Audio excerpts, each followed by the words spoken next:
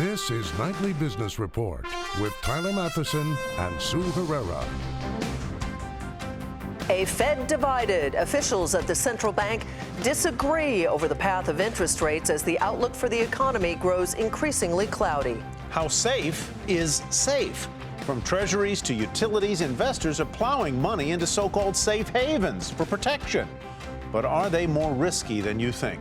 Ship shape, why West Coast ports are spending a lot of money to fend off the East Coast competition. All that and more tonight on Nightly Business Report for Wednesday, July 6th.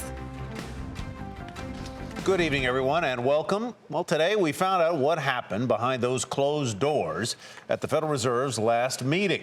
A sharp slowdown in job growth and the risks surrounding the then upcoming UK vote on its membership in the European Union changed the thinking on interest rates at the Fed. Not long before the June gathering, many expected the central bank to hike rates. But a lot happened in the weeks and days leading up to that event. The growth outlook for the U.S. economy downgraded, and now with the release of the meeting's official minutes, we know that the change in outlook caused some sparring inside the world's most powerful central bank. Eamon Javers has more on the Fed's last roundup and the rate hike that didn't happen. Uncertainty dominated the Fed's latest meeting. The committee thought it would be prudent to wait for the outcome of what was then the upcoming Brexit referendum before deciding on whether or not to raise interest rates. The consensus was that the Brexit vote could generate financial market turbulence that could adversely affect domestic economic performance, and that is exactly what ended up happening. Now, jobs were the other area of uncertainty. Almost all the participants judged that the surprisingly weak May employment report increased their uncertainty about the outlook for the labor market.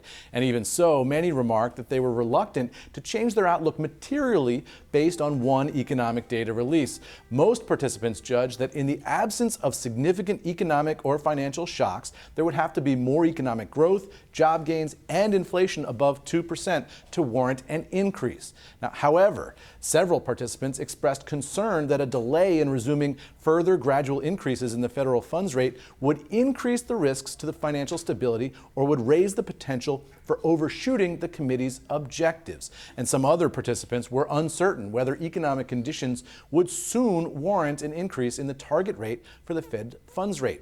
Also, several participants expressed concern that the committee's communications themselves had not been fully effective in informing the public how incoming information affected the committee's view of the economic outlook, its degree of confidence in the outlook, or the implications of the trajectory of monetary policy. For Nightly Business Report, I'm Eamon Javers in Washington. So what might today's newly released FOMC minutes be telling us about the Fed and any decision on the future of interest rates? Let's find out from Ellen Zentner. She is the chief economist at Morgan Stanley. Welcome, Ellen. Nice to have you here. Thank you. I see from your notes that you have the FOMC moving to the sidelines until further notice. What was it about the minutes and the events surrounding that meeting that has you convinced that they may not move anytime soon?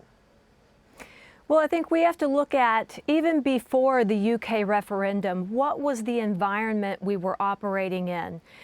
We seem to be moving into the late phase of the business expansion with credit turning, earnings under pressure, job growth slowing. This was the environment facing monetary policymakers even prior to the UK's vote to leave the European Union.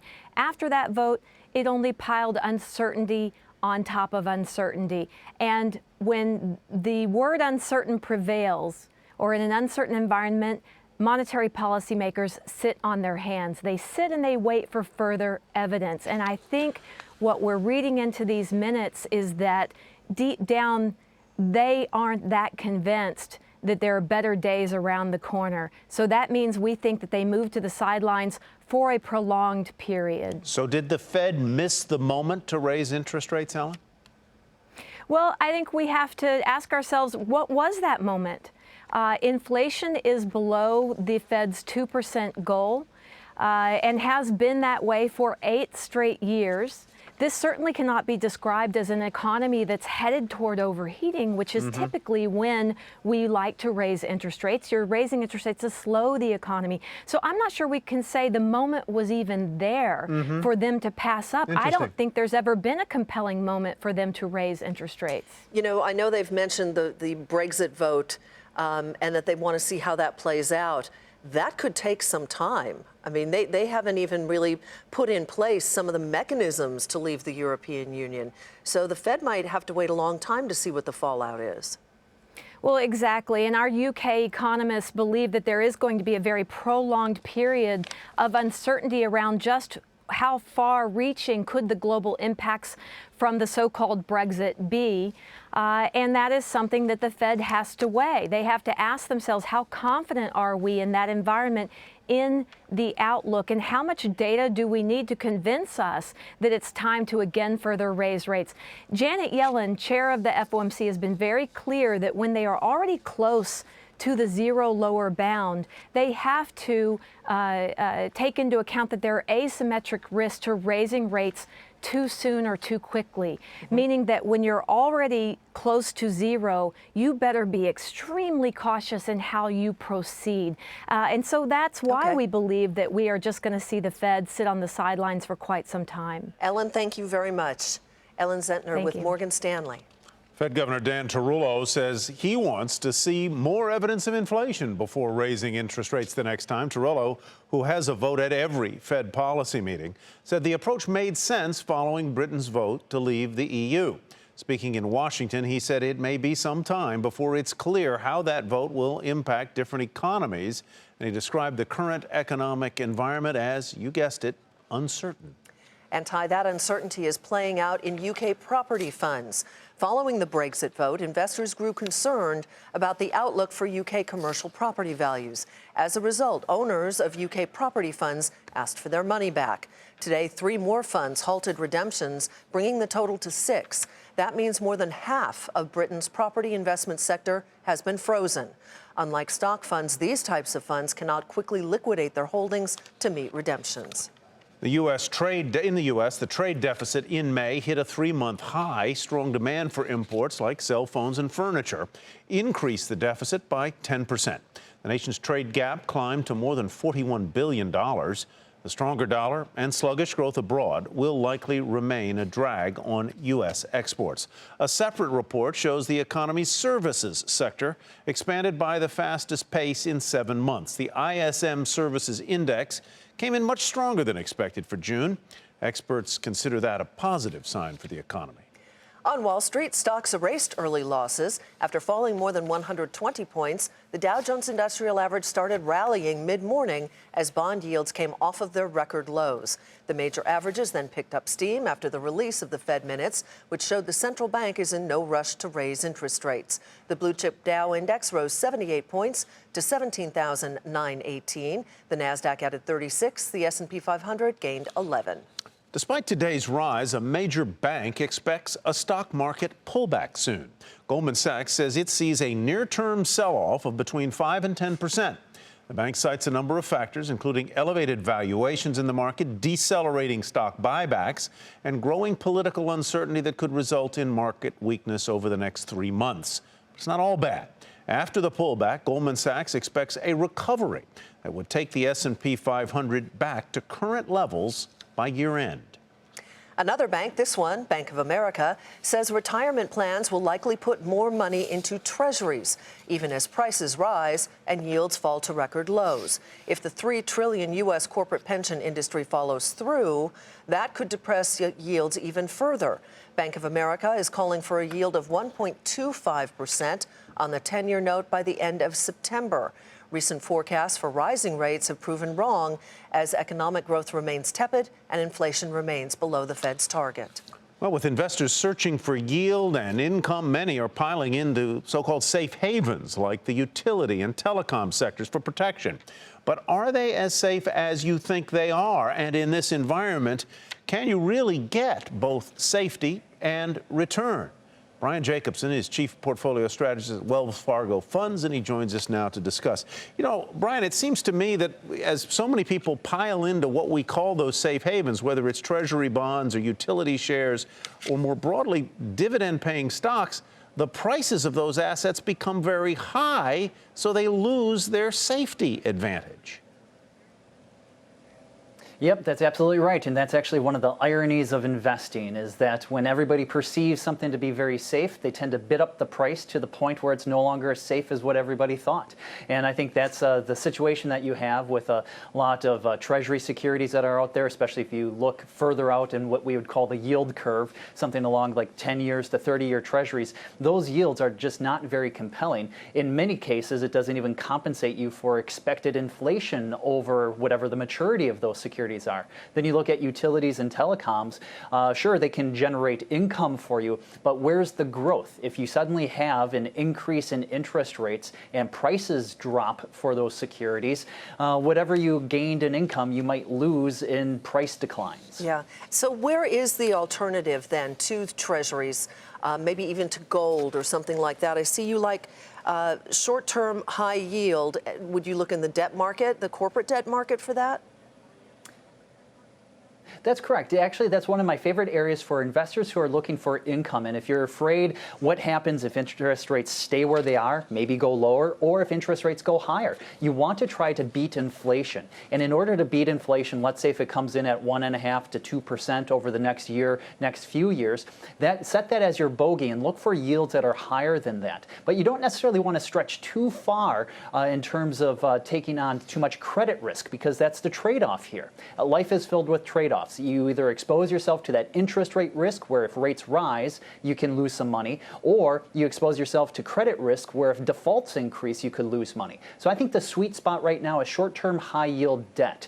In that area, I think credit quality is very good, and you can at least get 3 to 4%, which is a lot better than 1.37% on a 10-year Treasury and only 0.5% on 2-year Treasuries. Two quick questions, hopefully quick answers. Is gold a safe haven or just a hedge? That's number one. And number two, I see you like European dividend-paying stocks. Another investment advisor I spoke to earlier today said the same thing, because the prices are cheap and the yields are higher. Can you get them through an ETF?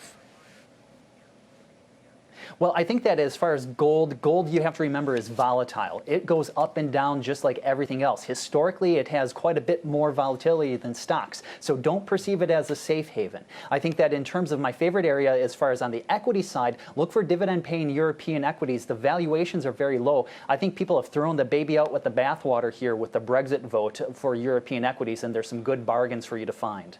All right, Brian, thank you very much. Brian Jacobson with Wells Fargo Funds. Still ahead are revolutionary changes coming to the media industry. One of the most influential names in the business says yes.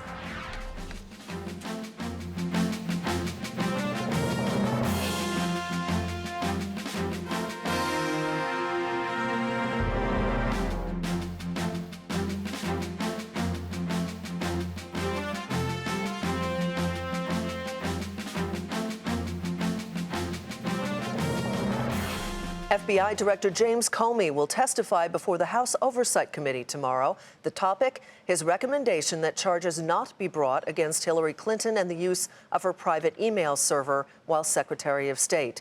The chairman of the committee says the American people have a right to understand the depth of the FBI's investigation.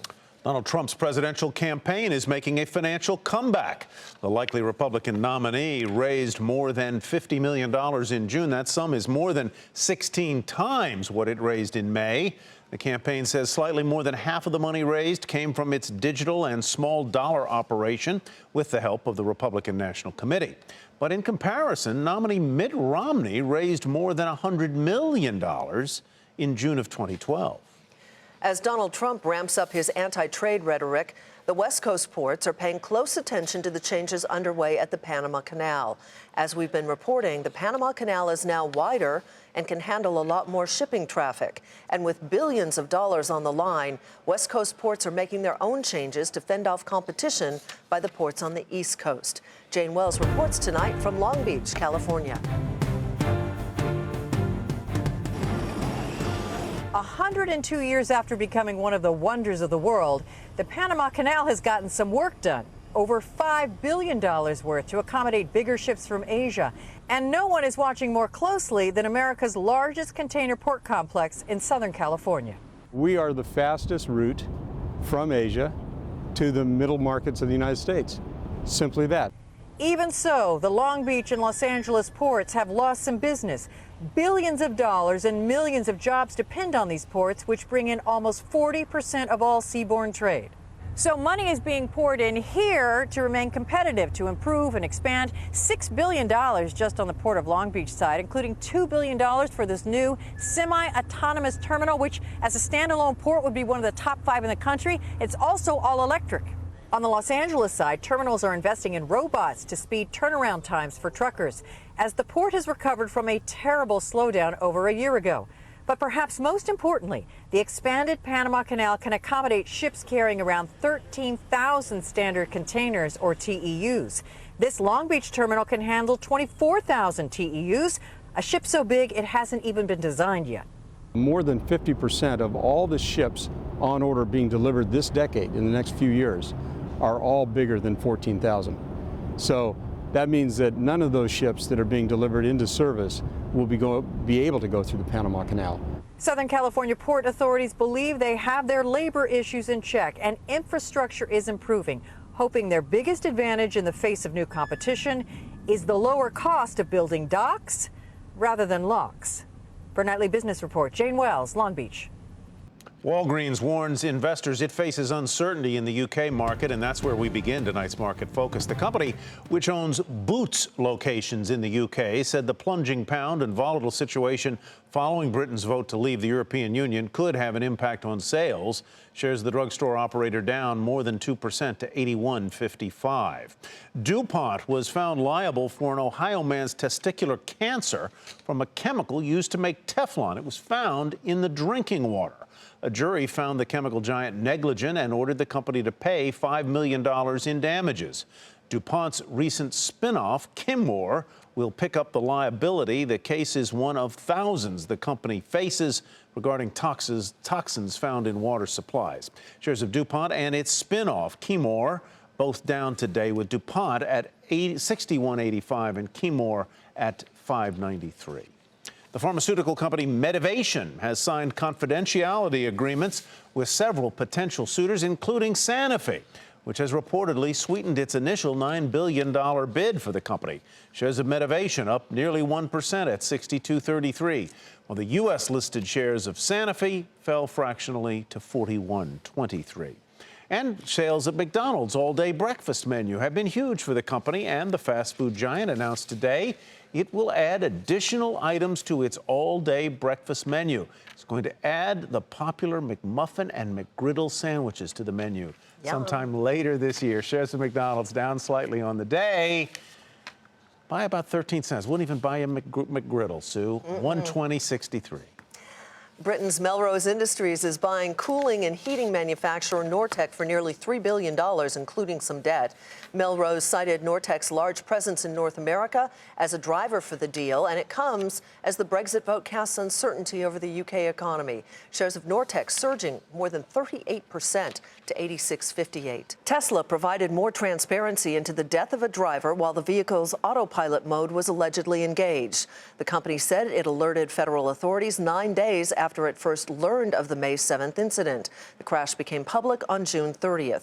The timing of the disclosure has come under question, with CEO Elon Musk defending the decision yesterday by tweeting the fatality was not material for Tesla shareholders. Shares of the electric automaker up slightly to 241.44. Starbucks customers may have had to dig a little bit deeper into their pockets after the company inadvertently started a planned price hike a week early. The early issue has since been fixed, but the company still plans to raise prices as high as 30 cents per drink on July 12th. Shares of the coffee chain barely moved during trading today to 56.75. Verizon is also hiking prices. The price change ranges from $5 to $10 depending on the plan, but users will see their data allowance raised as well.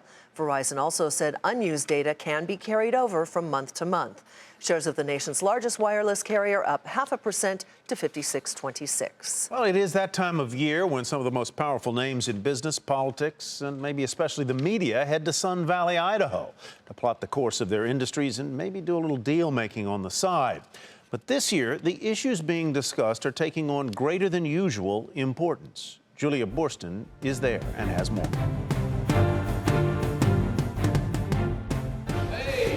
Over 300 media moguls and tech titans, plus some of the most powerful investors in the world, are here in Sun Valley to participate in panels addressing topics from the impact of Brexit to artificial intelligence to terrorism. This morning, we saw Alphabet's Larry Page, Liberty Media CEO Greg Maffei, along with Facebook COO Sheryl Sandberg and Activision CEO Bobby Kotick. Arriving with his wife Diane von Furstenberg, Barry Diller predicted more consolidation among media companies and a revolution for content creators, thanks to a new ability to distribute without the media giants here. The internet, where you can publish direct without going through anybody, you can use our Vimeo, you can use all sorts of devices to do it, will allow creators, I think for the first time, to not be dominated by distributors, an altogether healthy condition. In addition to Diller, a number of executives here in Sun Valley, including AOL's Tim Armstrong and Discovery's David Zaslav, have told us they expect more deals to happen between internet and content companies, or perhaps some outright acquisitions. The other hot topic, Brexit. Armstrong, Zaslav, and others saying they're focused on growing their companies through what looks like will be a period of slower growth in Europe. A rare CEO here who isn't concerned about Brexit's implications for his business, CBS CEO Les Moonves. Fortunately, we have very, very little of our revenue that comes from the UK. You know, we're not as big internationally as some of the our media competitors, so it hasn't affected us at all. Moonves has been spending time here with Sun Valley newcomer Sherry Redstone. She's embroiled in a legal battle over her father's other media giant, Viacom. We haven't seen CEO Philippe Doman yet, but he's on the attendee list, which is sure to bring some tension to these beautiful mountains. For Nightly Business Report, I'm Julia Borston in Sun Valley, Idaho. To read more about what's happening in Sun Valley, head to our website, nbr.com. And coming up is a controversial law causing one of America's most competitive states to lose its edge.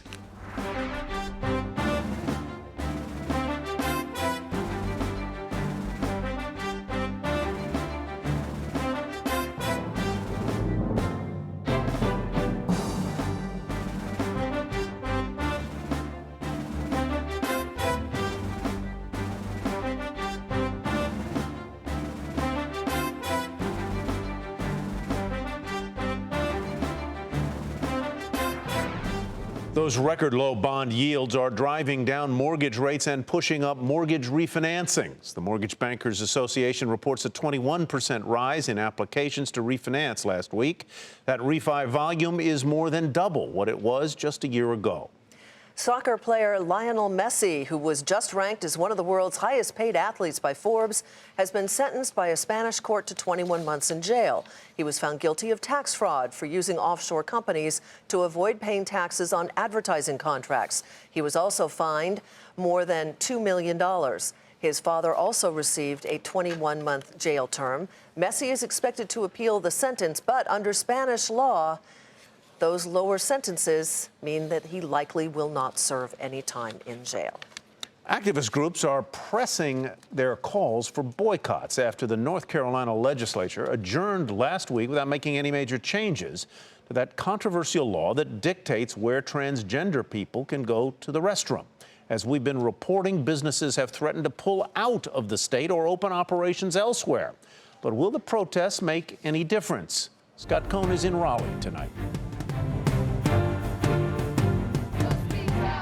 The protests have been loud. I ask you to speak out. The threats have been dire. This is about long-term economic sustainability for the state of North Carolina, and that is deeply at risk with the way our reputation has been damaged by this law. Already, the Chamber of Commerce in Charlotte, North Carolina's largest city, says the law has cost the area $285 million and 1,300 jobs. The NBA, which has a basketball franchise in Charlotte, is reconsidering whether to hold next year's All-Star game there. The governor and the legislature are so far unmoved, refusing to make any changes in the law.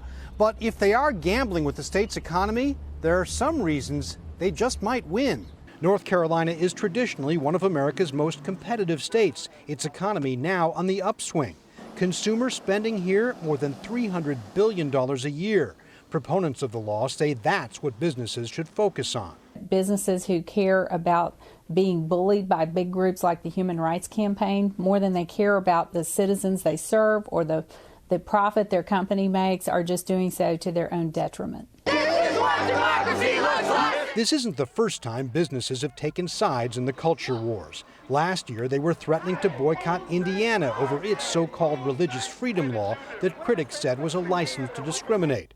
The state did make some changes, but the law remains in effect. Today, the boycotts have faded and business in Indiana is up. The North Carolina law is more divisive, and opponents say their fight isn't over. The question is whether business will put its money where its mouth is. Scott Cohn, Nightly Business Report, Raleigh, North Carolina. To read more about the bill that is costing the state of North Carolina millions, head to our website, nbr.com. And finally, tonight, $500 million. That's the jackpot that's up for grabs in the next Mega Millions lottery drawing. With no winner last night, the pot now rolls over for the drawing on Friday. The jackpot is the third largest ever in Mega Millions history and the seventh largest in U.S. history. And before we go, let's take another look at the day on Wall Street. The Dow was up 78 points to 17,918. NASDAQ gained 36, and the S&P 500 added 11. So if we win and you don't see us here, you'll know. We'll know. You'll know. That does it for us on Nightly Business Report. I'm Sue Herrera. Thanks for watching. And thanks from me as well. I'm Tyler Matheson. Have a great evening, everybody, and we'll see you right back here tomorrow night.